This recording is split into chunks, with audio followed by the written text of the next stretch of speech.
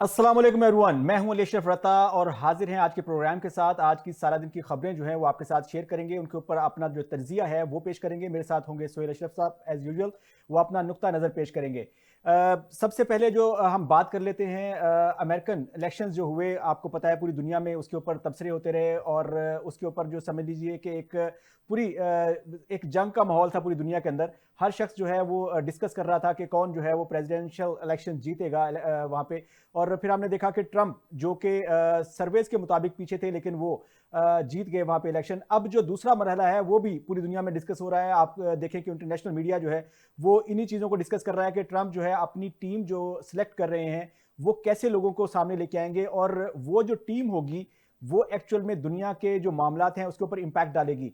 तो सबसे पहले हम इसी इशू को डिस्कस करेंगे डिटेल में, और हमारे साथ मौजूद होंगे एक अमेरिकन शहरी हैं, बिजनेसमैन हैं वहाँ के, और डेमोक्रेट हैं, एक्टिविस्ट भी हैं। मिशिगन के अंदर इनका एक बड़ा रोल रहा इलेक्शन की कैंपेन के अंदर।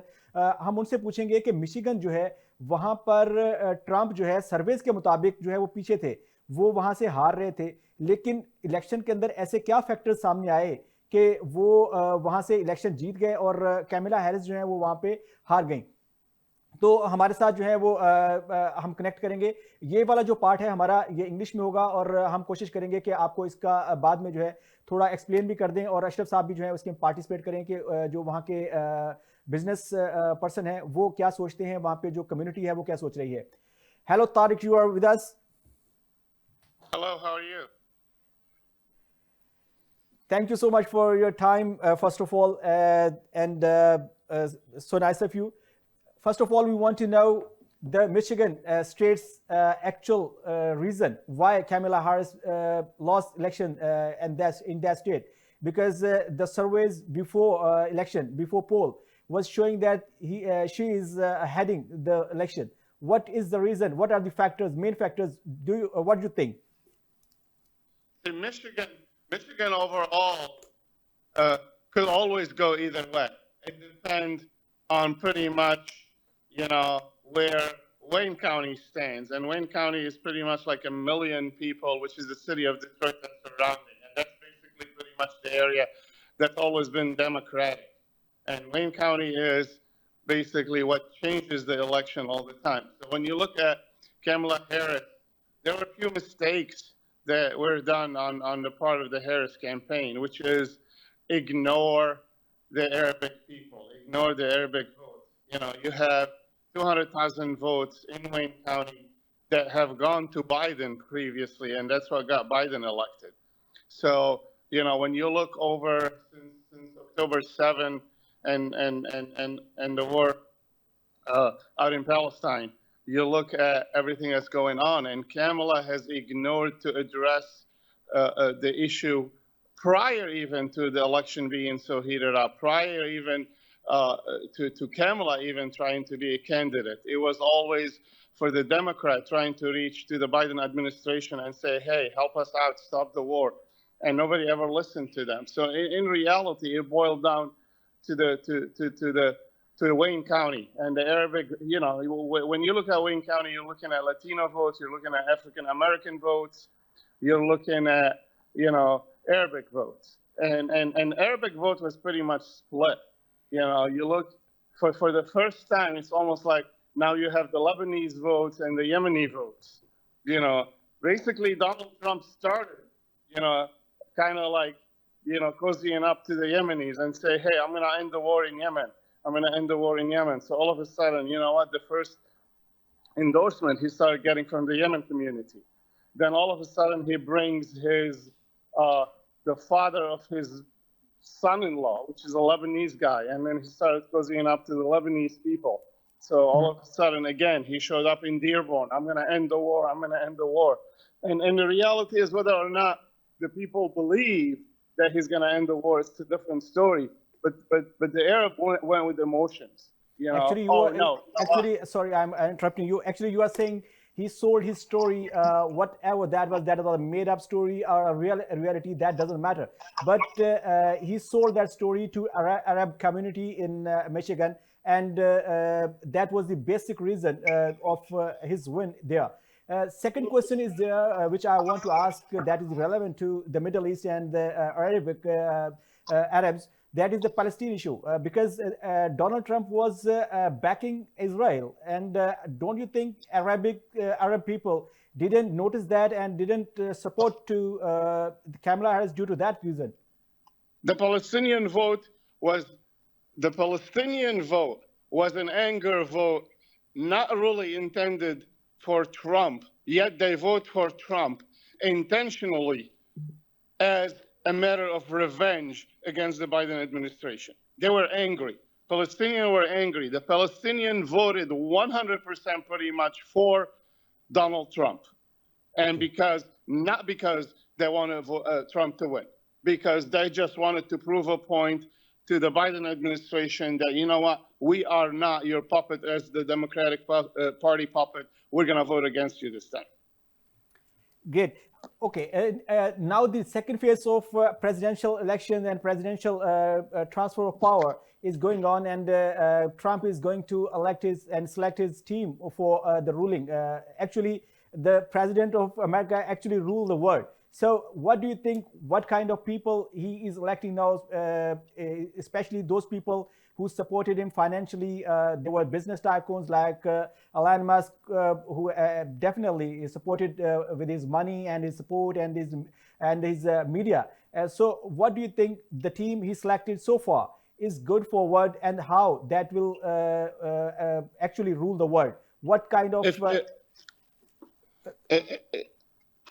If you look at his all his nominees so far, you know, I think he learned from the first time that he's not picking up anybody that's not 100% loyal, pro-Trump, live and die hard Trump, and that's exactly what he's picking. You're looking at, you know, Susie Mills for the chief of staff. You're looking at the deputy chief of staff. These are people that stayed with him since 2016.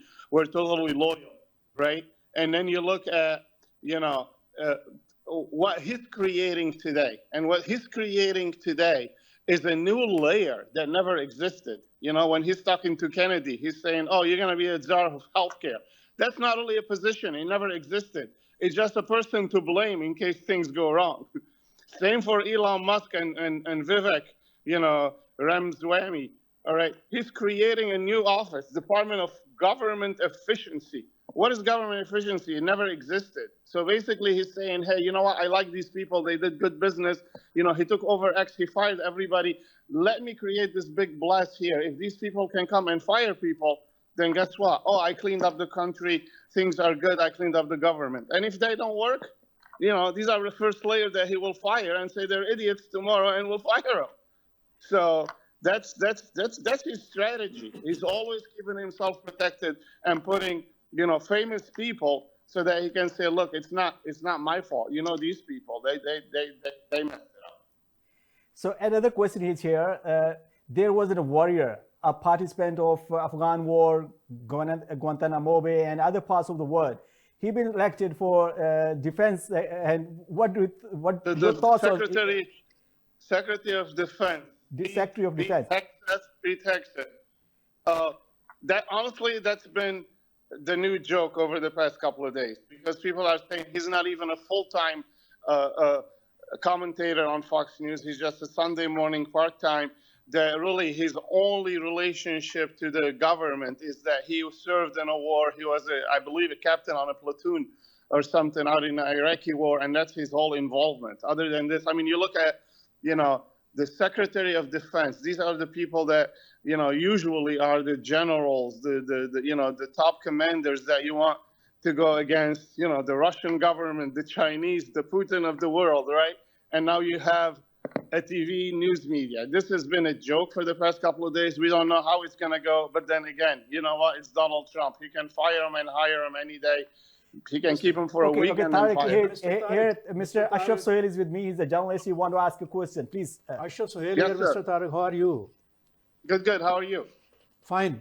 I want to know your opinion after the statement of MBS in Arab Islamic Summit that he loudly favor Iranian security. And what will do after that statement from USA, especially the new selection of Secretary of Defense from Trump, and Chinese support to Saudi Arabia and Iran. What is your take on this situation, and what is the future of Middle East? I'm sorry, I did not hear what MBS said. What did MBS say? Actually, MBS Mohammed bin Salman, the crown prince of Saudi Arabia, he said he will have a strong ties with Iran, and he will continue this tie for the future, for strategically, especially he will participate. Here's why. This is part of the biggest strategy. He loudly. Please listen.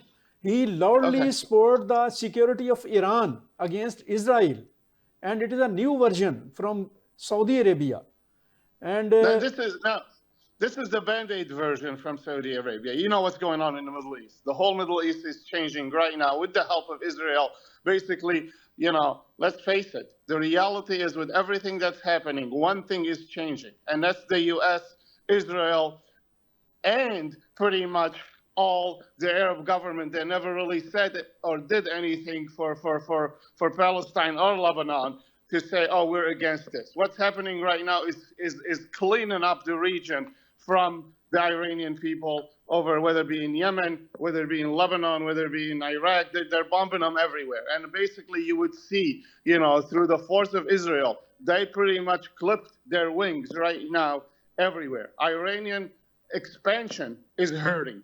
Okay, so when you see the Iranian expansion is hurting so bad, yet they brought, you know, the Iranian to the table in Saudi Arabia. This is nothing but a Band-Aid to say, hey, you know what? We care about you. All is good. But the reality is changing on the ground right now. The reality of the Middle East is going to change. This is where it left the Gulf countries. I mean, look at Lebanon. Lebanon has been rejected by the Gulf countries for over many years because of Hezbollah and the position of Hezbollah. Right now, everything after the war is going to be pro-Saudi, is going to be, you know, GCC very well loved across the border, and all it is cleaning, you know, the Hezbollah of the world, the Iranian expansion, the way I see it. And again, Donald Trump is only going to help with that because Donald Trump has always been very friendly with MBS. Tariq, one thing more, I will ask the last question to you. There is a perception of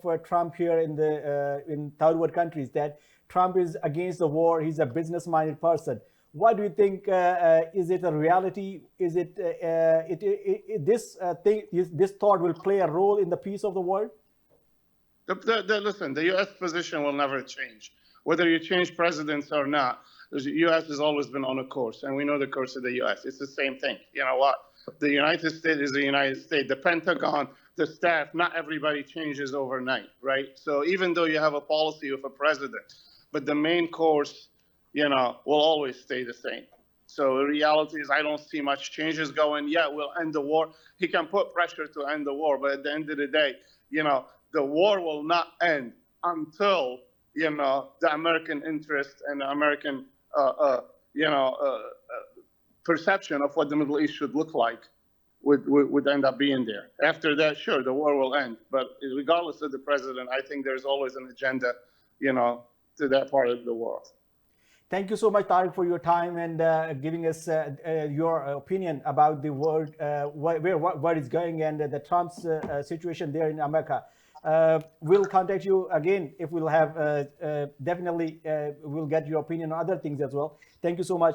नाज़रीन, हम बढ़ते हैं अपने programme के बकिया हिस्से की तरफ, और अभी जो हमने डिस्कस किया, आपको पता है कि एक बिजनेसमैन है अमेरिका के मिशिगन में, वो डेमोक्रेट्स की कैंपेन को भी जो है वो लीड कर रहे थे, और वहाँ की जो सिचुएशन है एक्चुअली जो हम यहाँ पे डिस्कस करते हैं, हम ट्रंप को किस तरह से देखते हैं, हम अमेरिका के इलेक्शंस को किस तरह देखते हैं, और वहाँ का जो बिजनेसमैन है, बिजनेस कम्युनिटी है, या वहाँ का जो लोकल है, वो अमेरिका को किस तरह देखता है, और अमेरिका की नज़र से वो दुनिया को किस तरह देखता है, वो हम अभी आपके साथ डिस्कस करते हैं, क्योंकि डेफिनेटली ये इंग्लिश में था, बहुत सारे लोग इससे ज़्यादा समझ नहीं पाए होंगे, तो उसमें हम आपको बता दें कि जो हमारा पहला क्वेश्चन था उनसे, वो यही था कि अभी जो मिशिगन एक स्टेट है जिसने एक बड़ा रोल अदा किया ट्रंप को जितवाने के अंदर, उसमें हम पूछना चाहते थे उनसे कि वो ऐसा क्या हुआ कि वो पिछली दफ़ा डेमोक्रेट्स वहाँ से जीत गए थे, और इस दफ़ा भी जो सर्वेज आ रहे थे वो डेमोक्रेट्स के हक में आ रहे थे। लेकिन जब बाद में हमने देखा रिजल्ट क्या निकला, वो ट्रंप जीत गए वहां से।